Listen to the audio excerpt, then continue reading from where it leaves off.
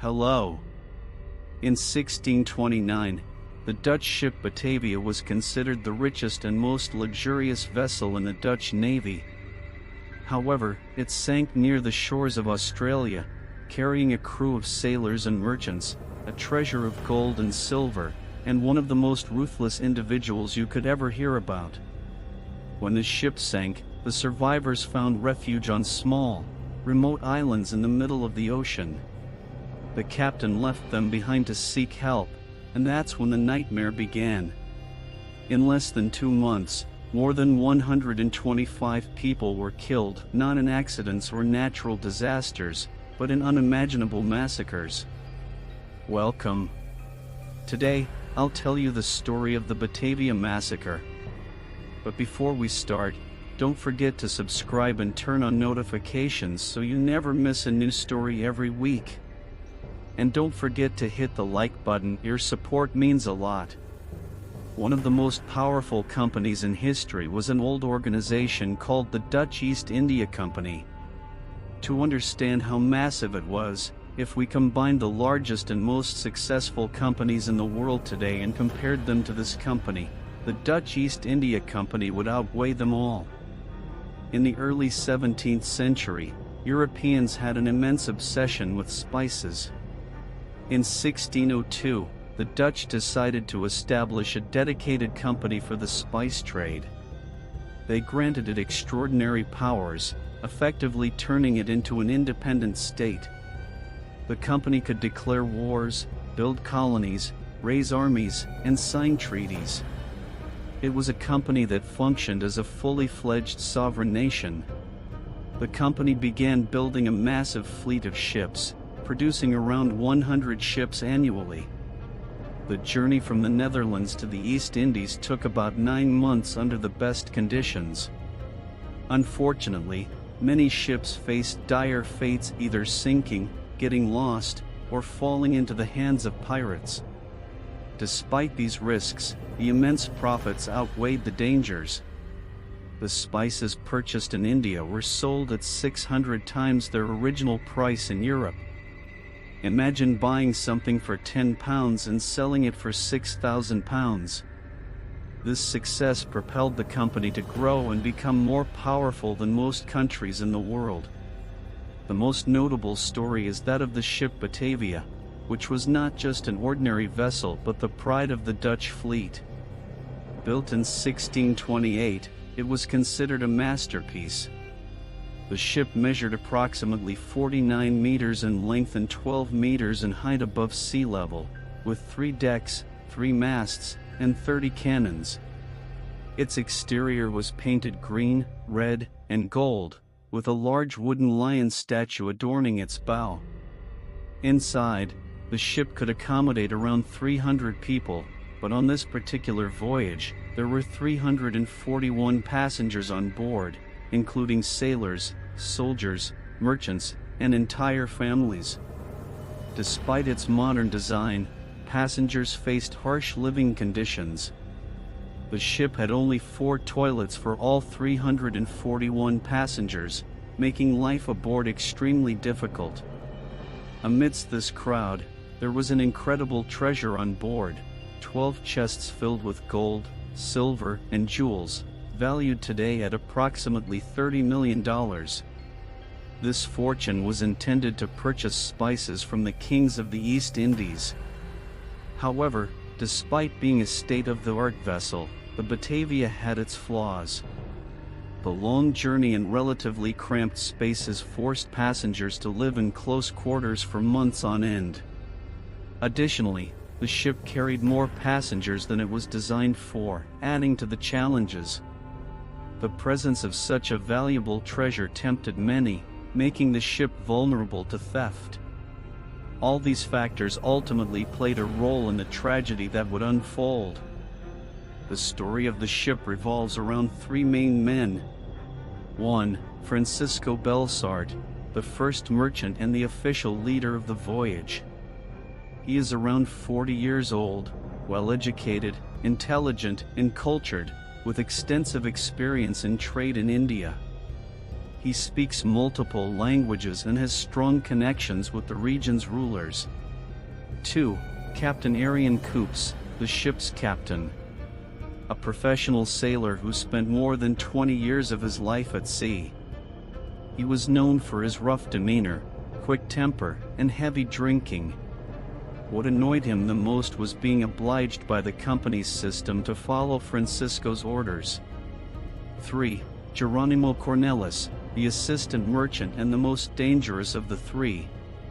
Originally a pharmacist in the Netherlands, his life fell apart after the death of his son, the failure of his business, and the ruin of his reputation. He was known for his belief in peculiar ideas, rejecting the concepts of good and evil, or right and wrong. To him, anything was permissible as long as it could be done. The relationship between these three men was tense from the very beginning, adding an atmosphere of conflict and challenge to the voyage. The situation on the ship was tense from the very beginning. Captain Jacobs didn't like Belzert or Jacob, but he held a particular grudge against Belzert. On the other hand, Cornelius was playing both sides for his own benefit.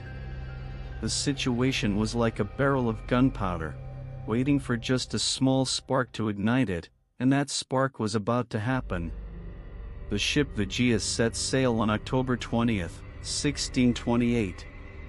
The journey was difficult from day one, with 341 people confined to a cramped space not suitable for such a number, especially for a 9-month voyage, even under the best conditions. This wasn't the only problem. Captain Jacobs felt that he should be the sole leader of the ship and believed that Belzert, who lacked maritime experience, was unqualified to give orders. As a result, Jacobs would deliberately delay carrying out Belzert's orders or execute them incorrectly.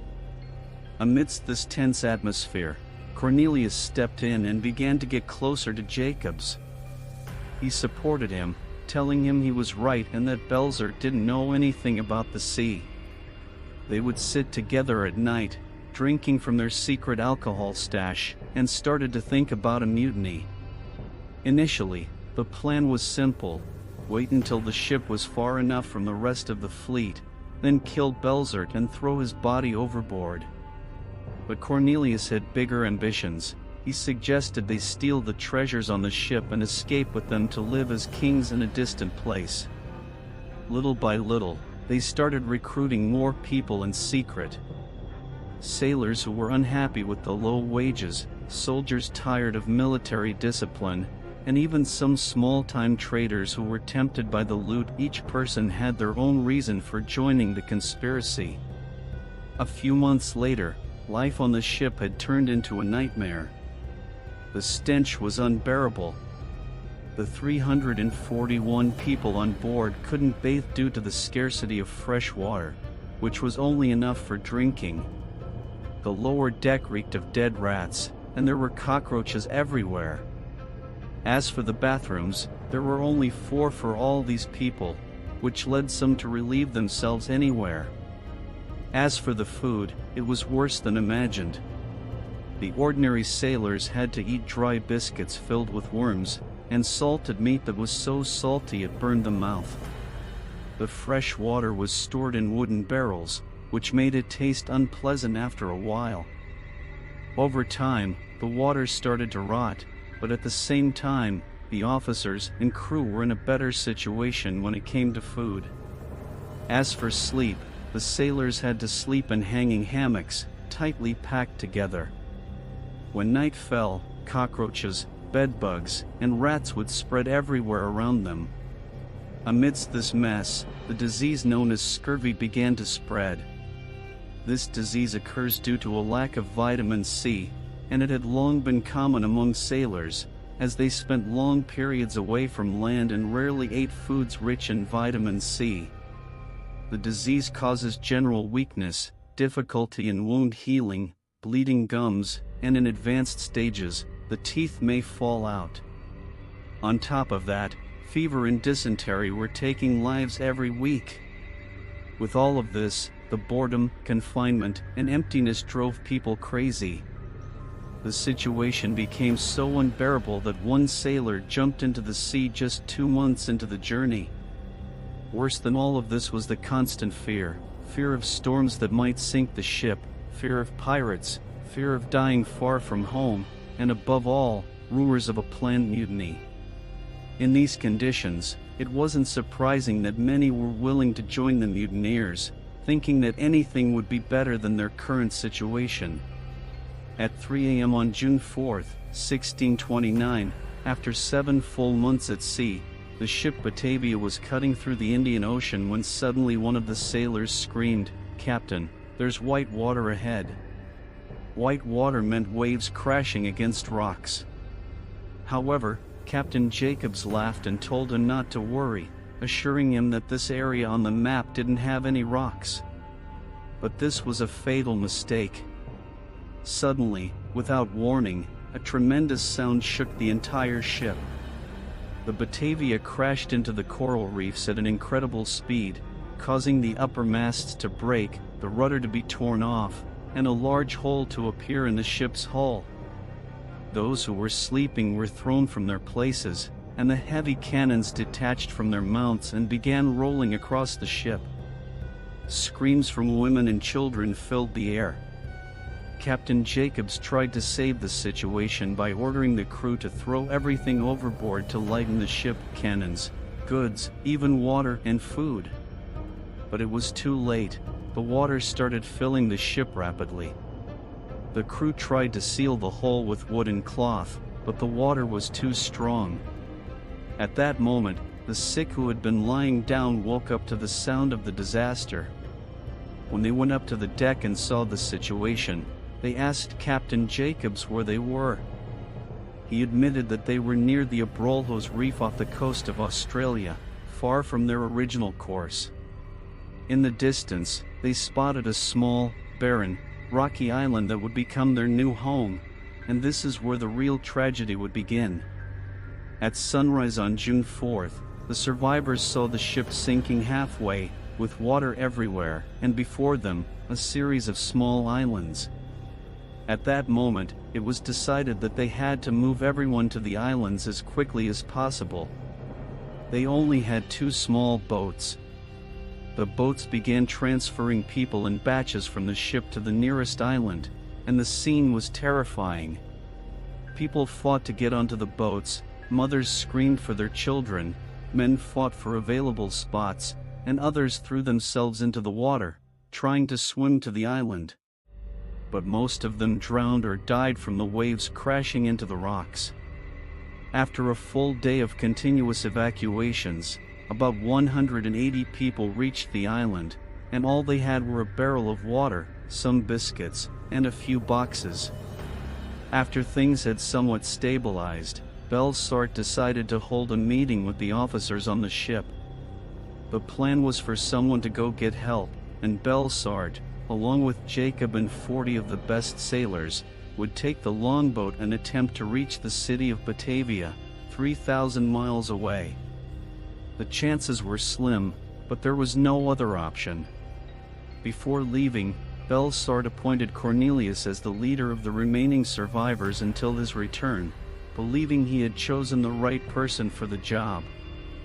On the morning of June 8th, Belsart, Jacob, and the 40 sailors set off, leaving the rest on the shore, watching the boat disappear on the horizon, their last hope for survival. After his appointment, Cornelius began acting like the absolute ruler, telling everyone that he was the highest official of the company and that his word was the law. The people needed someone to make decisions and maintain order, so Cornelius gathered all the weapons and stored them in his tent under guard. He then started organizing the rationing of food and water, giving each person a small portion while he and his men received the best and largest share. Anyone who objected was threatened with being completely deprived of their share. Cornelius ordered the construction of a large tent, decorated with the best items salvaged from the ship, and placed his men's tents around it. Every day, the number of rebels grew as more people joined in hopes of securing food and protection. Resources were scarce, and the number of people was high. Based on his calculations, Cornelius knew that the food and water would last only a few weeks. He was also concerned that if the rescue ship arrived, they might learn about his plan for rebellion. So, he decided to reduce the number of people. He met with his men in the tent and told them that half of the people there needed to die. His men agreed to the plan because they also wanted more food and water for themselves. Cornelius began executing his plan, starting with the sick people in the treatment tent. There were 11 patients, most of them suffering from scurvy, a vitamin C deficiency disease. Cornelius told others that these patients were a burden, and their illness could spread to everyone. When he sensed that people were beginning to accept his viewpoint, he ordered his men to enter the patient's tent at night and kill them one by one. He then started sending groups to the other islands to look for food and water, instructing them that when they found something, they should light a fire so that they could come back for them. Cornelius knew that the islands were just rocks. His men would transport people there and then leave them to face death from hunger and thirst. The first group consisted of 45 people, including women and children, and they were sent to an island he called Seal Island. The second group was made up of 22 soldiers, the strongest men among them, and they were sent to a distant island in the archipelago to ensure they would die far from him. On the main island, the killings were more organized, as the rebels carefully selected their victims, strong men who might pose a threat, children who ate too much, or anyone who complained or might revolt. The killings usually took place at night, with Cornelius' men sneaking into tents to strangle people while they slept, or taking them on hunting trips and returning without them. Every day, new people disappeared. The fate of women and girls was different. Cornelius ordered his men to take whoever they liked, and those who refused were killed along with their children. Those who feared for themselves or their children and agreed became effectively slaves.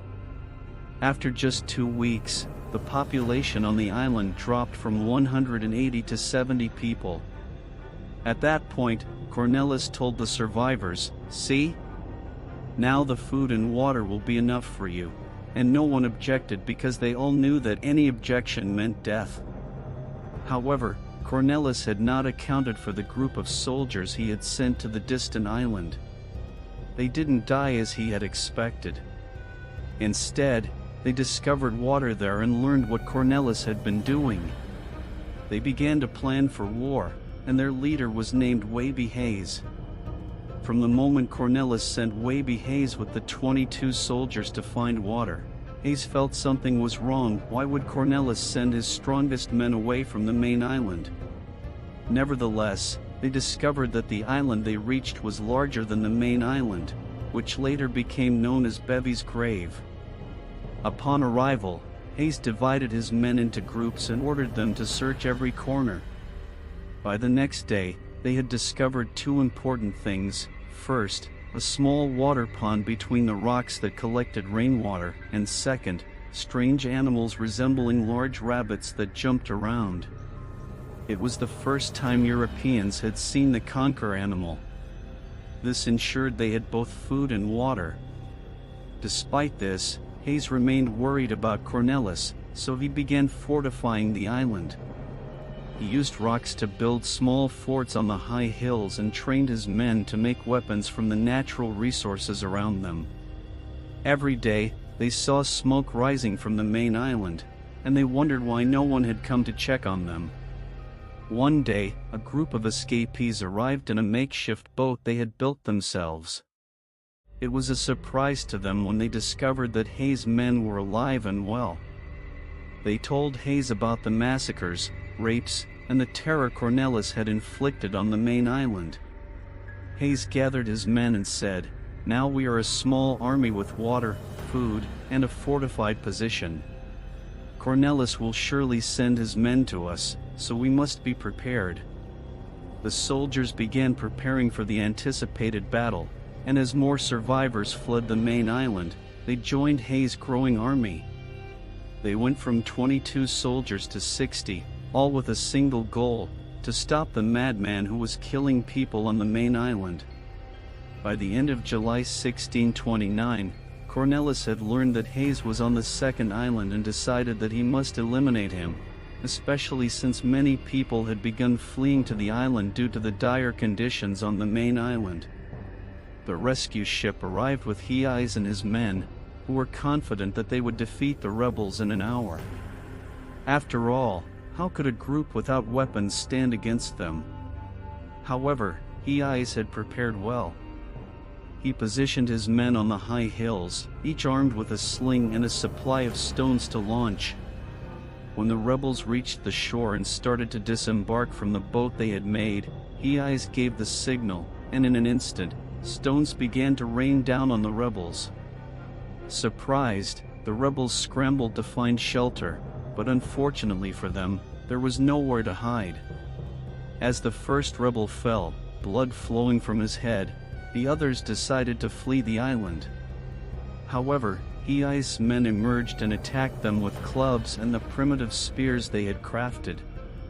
The skirmish ended with the rebels retreating, leaving behind 3 corpses. When Cornelius found out what had happened, he was furious. How could Hayes and his men defeat his army like that? A week later, Cornelius sent another attack, but this time with 30 rebels. The result was the same. Hayes and his men were even better prepared, and the rebels were defeated with greater losses. The situation remained unchanged until the beginning of September. Every passing day, Cornelius grew more anxious that the rescue ship might return and reveal everything. So, he decided to lead the next mission himself. He took a small group of rebels and went to Hayes Island under the pretext of negotiating. The plan was for Cornelius to get close to Hayes and kill him, thus breaking the enemy's resolve. However, Hayes was smarter than that. When Cornelius and his men arrived on the island, Hayes' soldiers attacked them from all directions. When Cornelius' guards tried to defend him, they were all killed. Cornelius himself was captured, and when the remaining rebels saw their leader being taken, they charged the shore in an attempt to rescue him. But Hayes grabbed him and held a knife to his throat, warning, "If you take another step, I'll kill him." The rebels froze in place, unable to move. Their once powerful leader, who controlled life and death, now stood trembling with a knife at his throat, an image they never expected to witness. The confrontation ended with the rebels retreating to the main island. Once again, the rebels still had weapons and were determined to rescue their leader. Meanwhile, Cornelis was killing people on the island, while Blysar and his crew were on a desperate journey to survive. They were on a small boat, embarking on a 3,000-kilometer journey across the open ocean. The boat was not designed for long trips. It was just an ordinary boat, slightly larger than usual, with no roof to protect them from the sun and rain. The people were cramped together, unable to move, and struggling with the lack of water and food. The food barely lasted them a week, with each person getting only half a cup of water per day, a piece of stale biscuit, and some salted meat. The sun was burning their skin, and the salty water was damaging their clothes. Captain Jacobs was responsible for navigation, and he knew that any mistake in the calculations could cause them to get lost in the ocean forever. After a week of travel, they reached the coast of Australia, hoping to find water and food, but all they found were rocks and barren shores. When they tried to land on the beach, the waves threw them against the rocks. During one of the attempts, they saw smoke coming from afar, so Blysar sent 6 of his strongest men to check the source of the smoke. After several hours, the 6 returned, terrified. They had encountered a group of people, the indigenous Australians, and their appearance was frightening to the crew. Unable to determine whether these people were friends or foes, they decided to continue their journey at sea, hoping to meet someone else. After 3 weeks, the situation became hopeless, and the sailors were no longer able to stand. At that point, Captain Jacobs said to Blysar, "We have two options: either we return to the islands, or we risk continuing toward Bithia." Despite being ill, Blysar knew that returning meant death for him, his crew, and those on the island. He said to Jacobs, "Either we make it, or we die." After 33 days at sea, they miraculously reached the Dutch city of Bithia in 1629. The city had straight streets, houses made of red brick, and a large castle in the center. However, when Blysar arrived, he found a city in a completely different state. Bithia was at war. The city had just emerged from a long siege, during which Sultan Mataram had surrounded it with 10,000 soldiers. The city's ruler, Yin Khan, had decided to burn half of the city rather than let the enemy benefit from it, and had fortified himself with his men in the castle. As soon as Blysar arrived, he requested an urgent meeting with the ruler. The first question Yin Khan asked him was, "Where is the ship Batavia?" Blysar recounted the entire story of the incident, the survivors on the island, and their journey up to that point. But the ruler had other questions. Where is the company's treasure? The 12 crates of gold, silver, and jewels? And where are the soldiers who were supposed to come with you to defend Bithia? You lost the most valuable ship, the treasure, and the most important soldiers. Despite the ruler's strong displeasure, Blysar was focused on the people who were dying from hunger and thirst, and he begged the ruler to help them. However, Yin Khan refused to part with the ship and its crew during wartime for a group of people who might be saved, or might not.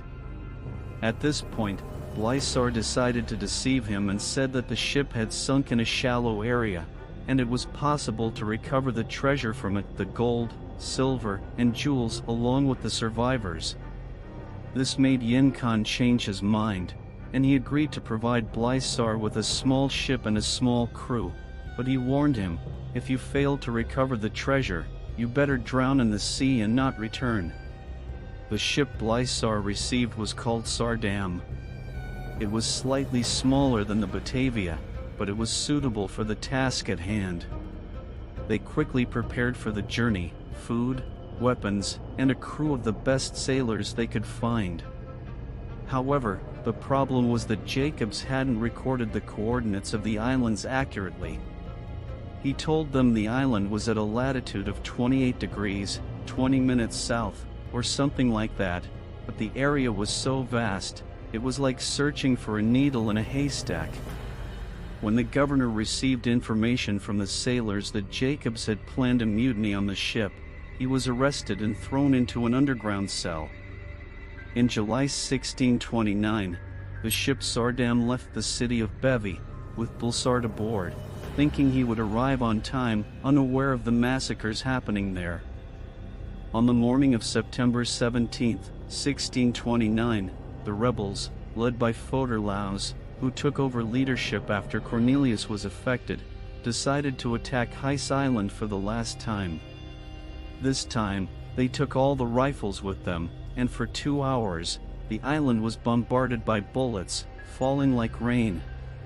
In the confrontation, Heis lost 3 of his men, and the rebels thought they were on the verge of victory. At that moment, Heis told his men, "There's only one solution left. We attack them all at once. Yes, we'll lose some men, but if we stay like this, we'll all die." Just as they were about to charge, one of the men shouted, "Sail, sail on the horizon." Everyone, both rebels and soldiers, stopped and looked in the direction pointed out. From afar, the Sardam ship appeared finally. The rebels and soldiers knew that whoever reached the ship first would win. If the rebels arrived first, they would seize the ship and escape. If Heis arrived first, he would reveal the full truth. Within moments, the race began. Each group took their boats and began rowing with all their might toward the ship, knowing that their lives depended on winning the race. On the deck of the ship, Bulsart stood still, and as he heard the screams coming from afar, he realized the rebels were on their way. As Heiss's boats got closer, they began to overtake the rebels' boats. Eventually, Heiss reached the ship just moments before the rebels, and those moments were the dividing line between victory and defeat.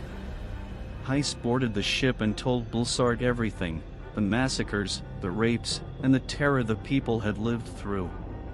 The rebels, on the other hand, found the ship's cannons aimed at them, so they threw their weapons into the sea and raised their hands. The soldiers aboard the Sardam came down, chained the rebels, and took them aboard the ship. The horror-filled journey was over, and the trial was about to begin. After deep thought, Bulsart decided that the trials would take place on the island itself. He didn't want to risk taking the criminals on a long journey aboard the ship and wanted the survivors to witness justice themselves. The trials began, and Cornelius was brought from his place of confinement. When they confronted him with his actions, he stood up and shouted, "I'm innocent. Everything I did was for the sake of the survivors. If I hadn't reduced their numbers, we'd all be dead now." But the survivors spoke of the massacres that had occurred, children who were strangled in their sleep, women who were turned into slaves, and each one had a terrifying story. The trial continued for 3 full days, and in the end, the sentence was read: "You're on Mos Nils, you were guilty of killing over 125 people. The sentence is to have your hands cut off and be executed by hanging." On October 2, 1629, a gallows was built on Seal Island, where the survivors gathered to witness the end. In the trial of the remaining rebels, 6 of them were sentenced to death, while 2, the youngest of them, were sentenced to exile in Australia. The rest were sent to Batavia for trial there. Meanwhile, Heiss and his men were honored for their bravery, and Bulsart wrote in his report, "If it hadn't been for Heiss and his men, we wouldn't have reached these islands." The Sardam ship returned to Batavia in November 1629, carrying 16 rebels in chains and 70 survivors of the massacres. When they arrived, a surprise awaited them. Captain Jacobs, who was still in prison, confessed to everything. He said that he and Cornelius had planned the mutiny before the ship even sank. The trials in Batavia were much harsher than those on the island. The rebels were tortured until they confessed everything. They would place funnels in their mouths and pour water into them until they choked. Then, they would stop to breathe, and if they didn't answer the questions, the torture would resume. As for Wouterlaus, who took over the leadership of the rebels after Cornelis, he faced a special punishment. They tied him to a large wooden wheel, broke all his bones with hammers, then raised the wheel and left him to die slowly. The rest of the rebels were punished according to the severity of their crimes. Some were hanged, others were whipped, and some were sentenced to work as slaves in the Dutch colonies. As for the survivors, they began a new life in Batavia, but the memories haunted them. Some wrote memoirs, while others tried to forget that period entirely. A year after the Batavia incident, Francisco Bel Sarto died, and all his property and money were confiscated as compensation for the ship he sank. He died poor and sick but succeeded in saving the survivors. Captain Jacobs, on the other hand, completely disappeared from the records. No one knows how or where he died. Some say he died in prison, while others claim he escaped. As for Weepy Hayes, he was promoted to a high rank in the army and a statue was erected in his honor in Australia. The island where he was stationed was officially named after him, and the fort he built there is still standing today. After 400 years of the incident, there are still many unanswered questions. Every time researchers delve into history, they discover more mysteries. For example, what happened to the 2 people who were exiled to Australia? Did the indigenous people kill them, or did they join their tribes? as some indigenous people with European features, such as blonde hair and blue eyes, have been found. Was this a coincidence, or did the rebels live with them and even marry them? Another mystery is the missing treasures. The company claimed to have found most of the gold and silver, but not all of it. There are rumors that the rebels hid treasures on the island before being captured, hoping to escape and recover them. Even today, some researchers are searching for these treasures in the area. Then, there is another, even stranger mystery. Why didn't any of the rebels try to escape from the island? They had boats, and Australia was not far from them. Why did they choose to remain on the islands? One theory suggests that Cornelis promised them a kingdom of their own, where they would be the people. As for the wreck of the Batavia, it remained buried under the water for over 300 years. In 1963, a group of Australian divers discovered the wreck by sheer chance.